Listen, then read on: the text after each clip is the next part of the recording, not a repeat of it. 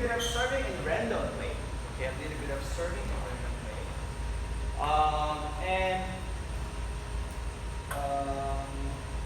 When you learn the technique and when you start to play game, they're very different.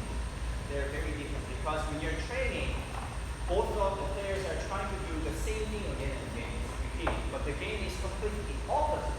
Both players are not trying to do the same thing again and again. In terms of placement, in terms of spin, in terms of everything you see. Okay, so it's very different. But so we'll start with underspin and then push random. Okay, the person can push backhand to anywhere. You can push only push. And try to play a game. The game goes 2 service each and to 11 points. If it's 10-10, win by 2, 1 service each. Okay, that's how the game goes.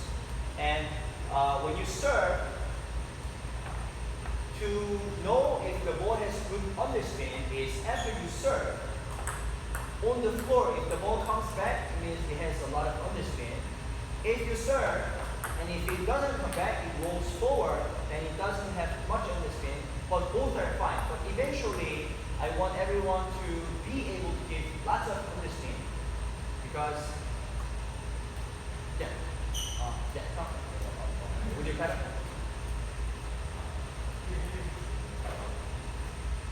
So,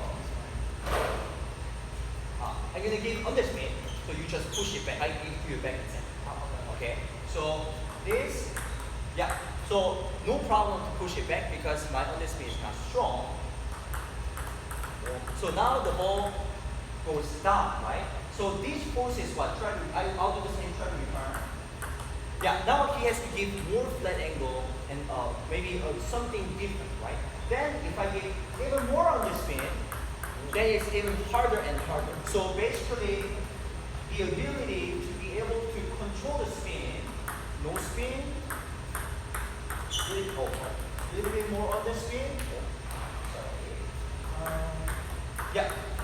So you want to be able to control that. And then you see if the ball drops under the table and if it rolls backwards, that means it's good. And to serve, to answer your question? Serve short. Yeah, right.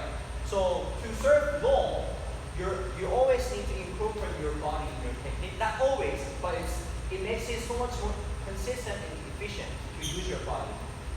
And if your body rotation is just forward like this, my service tends to be longer. But to serve short, if you drop as you do the same serve, now the serve is shorter. That's the key. So you don't change here much. You actually, what you do is you send high to serve long. You send high to serve long, and you drop your body to serve short. That's how you control it. Of course, the arm changes a little bit. So you can be a little bit dynamic because if the ball lands, so I divide the table into 4 quarters. First line, second line, which is half, third, and then fourth is the end line. This is short, this is half long, this is, third one is comfortable. It's easy to play back. And this is difficult to make the shot and difficult to return. So even though I do the same service, if the ball is short, he has to reach, right? And if it's in the middle, it's not too difficult. He doesn't have to move much. But if my serve is deep, now you could step back, but if he didn't step back, it's difficult because you will be jammed, right? When the ball is too deep. And you can always change the course, right? Change the course to give him difficulty. Right? Because he's expecting long, when I serve short, this is very important because you're not supposed to serve to the person. You have to serve in a way so that the other person has to move. Because if they move and